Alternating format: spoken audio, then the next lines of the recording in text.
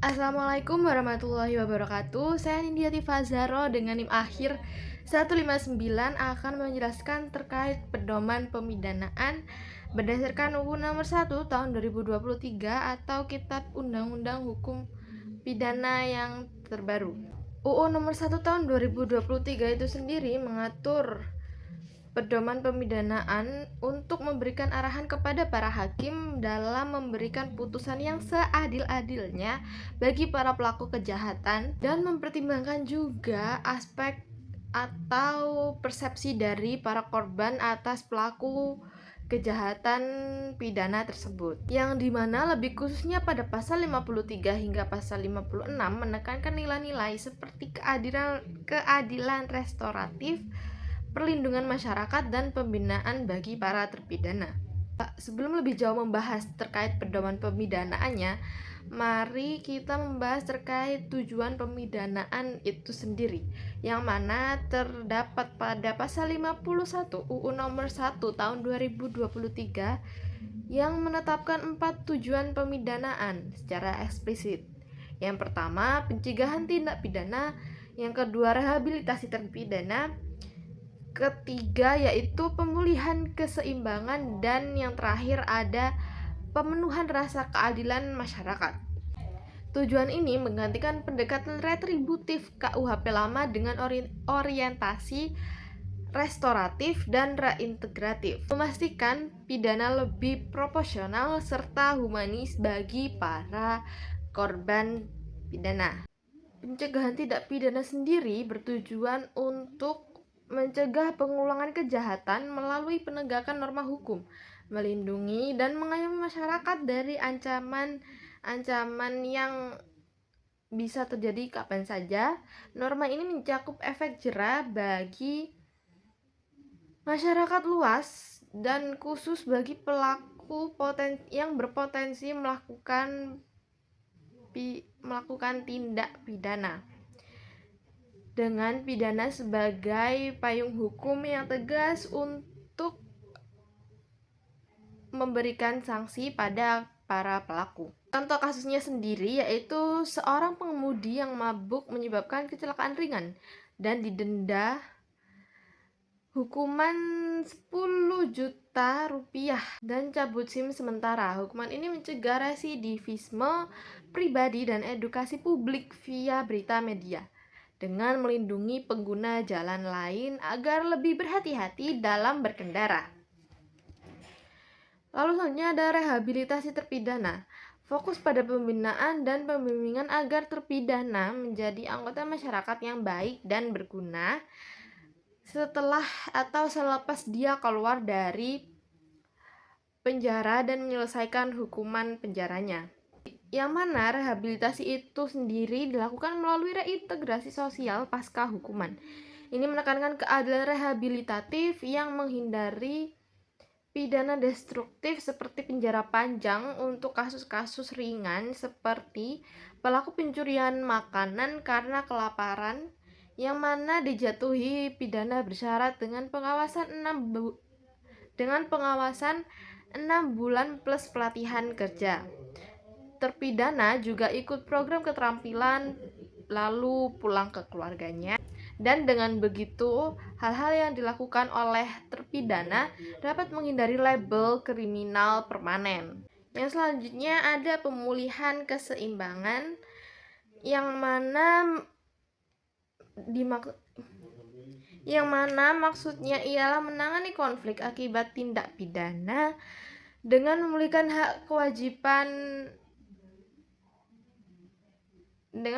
hak-hak dan kewajibannya, yaitu mendatangkan rasa aman bagi para korban serta masyarakat sekitarnya.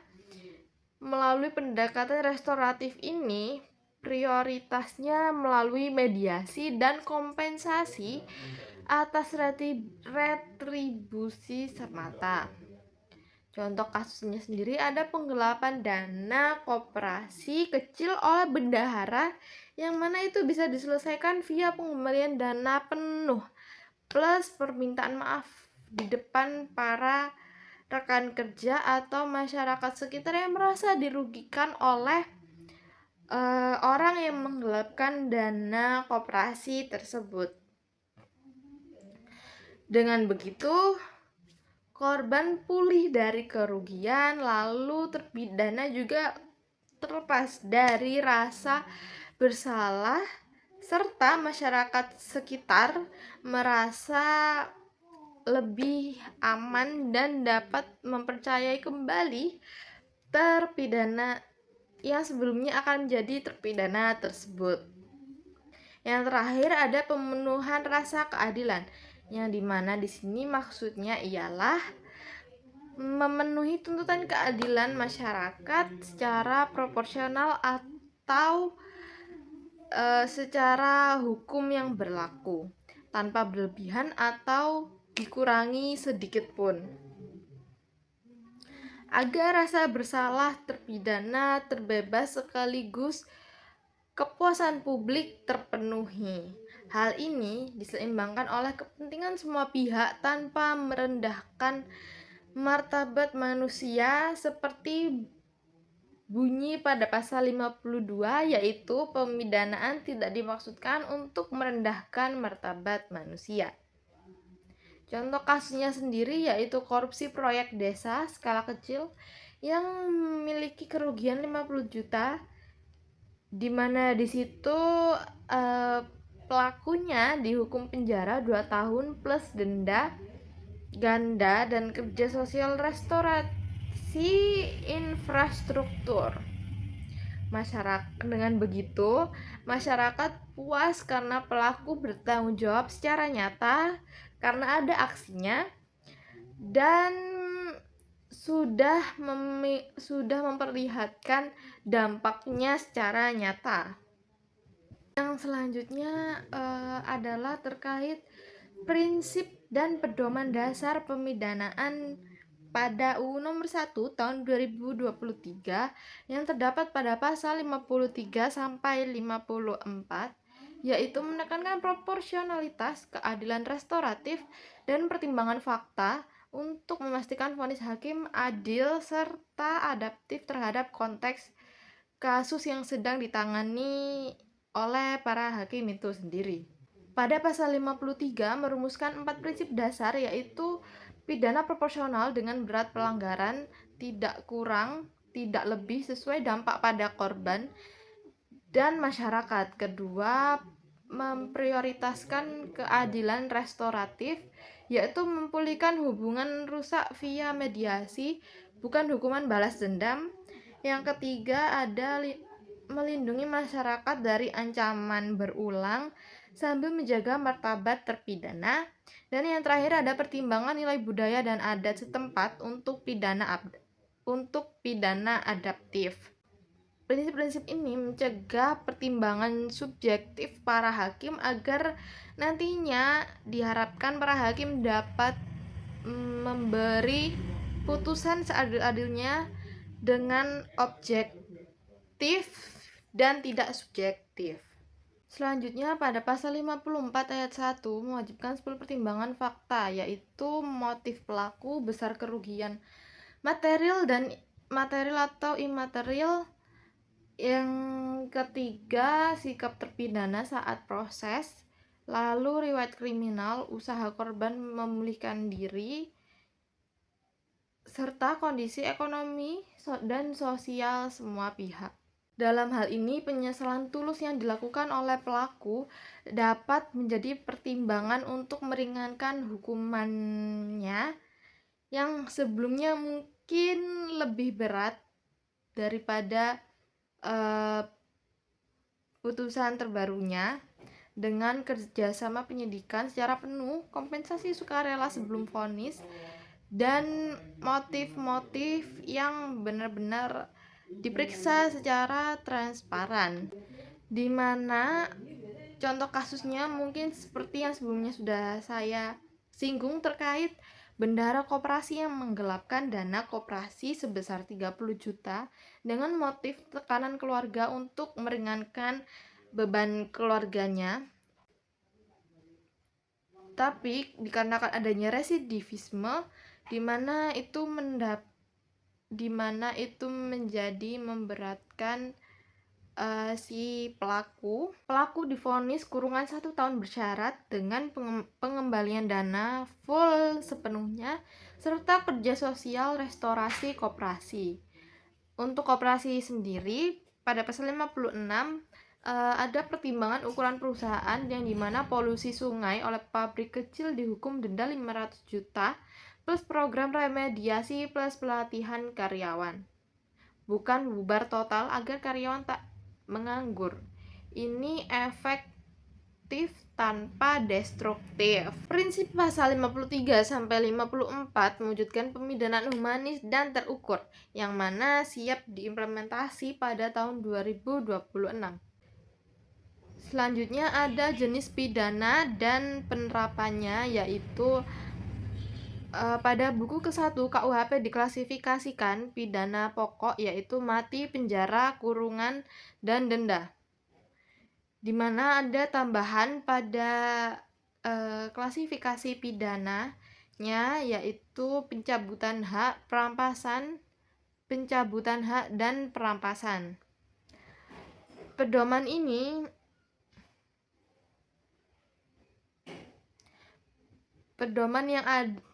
yang ada tersebut ditekankan alternatif seperti pidana bersyarat pada pasal 55 pengawasan atau kerja sosial untuk kejahatan atau tindak pidana ringan dan mencegah overkapasitas yang ada pada rutan atau rumah tahanan. Jenis pidananya sendiri ada yaitu yang pertama penjara atau kurungan yang dimana hukumannya bebas. Lalu contoh pengaplikasiannya pembunuhan. Contoh pengaplikasiannya sendiri yaitu seperti pada kasus pembunuhan, pelaku dapat dikenai penjara selama 5 sampai 15 tahun. Yang kedua ada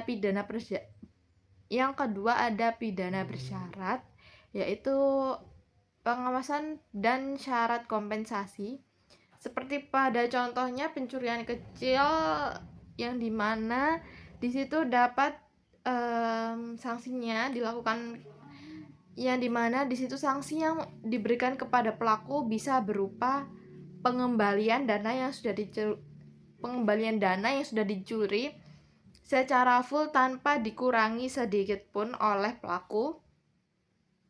Lalu yang ketiga ada denda, di mana uang proporsional kemampuan,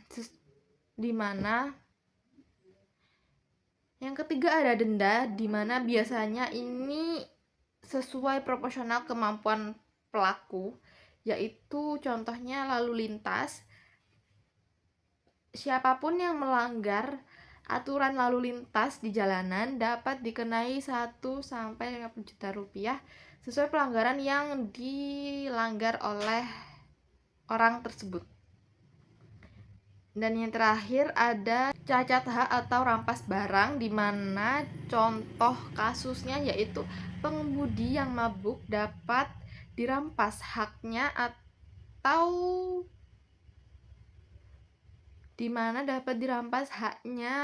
yaitu berupa pencabutan SIM atau bisa juga dikenai sanksi denda atau administrasi.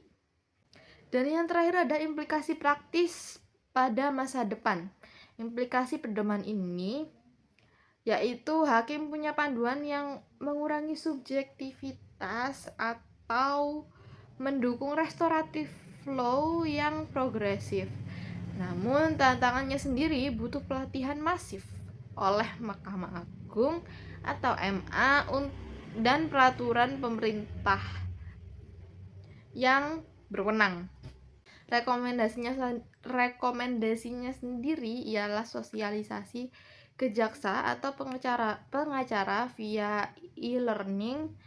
Lalu ada integrasi AI, analisis kasus untuk konsistensi vonis, dan yang terakhir ada monitoring disparitas via dashboard e-court.